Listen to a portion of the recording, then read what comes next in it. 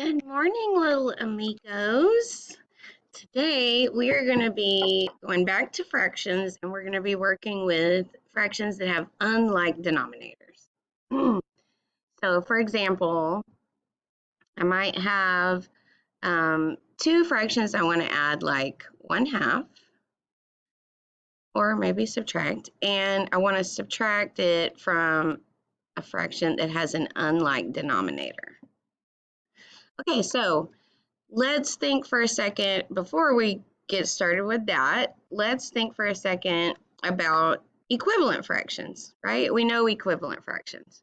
And so, for example, this top fraction is equivalent to this bottom fraction. We can see they're the exact same size, the exact same amount is colored in. So our first fraction is what?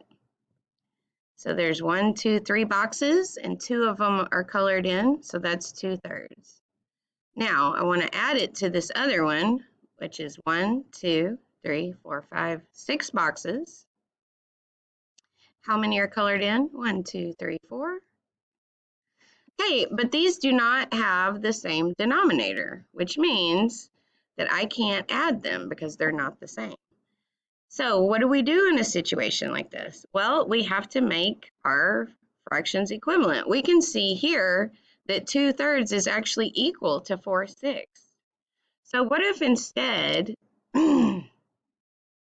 it was like 4/6 and we wanted to subtract 1/5? Okay, so what I do here is I think, what equivalent fractions could I make that would have the same common denominator? When we talk about things that are in common, like what do you have in common with Ariana Grande? You both have eyeballs. You both breathe oxygen. You have hair. Okay, so you have things in common, right? So we're looking for something that we could make a common denominator with 6 and 5. What could I make? Well, the real way to do this is to think about multiples, okay? So 6, 12, 18, 24, 30, right?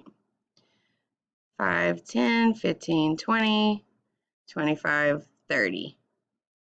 So we see that our common denominator, our lowest common denominator, remember the L just means the least, the smallest. The lowest common denominator for 4/6 and 1/5 is 30. So now let's look at how we're going to switch this over so we can actually subtract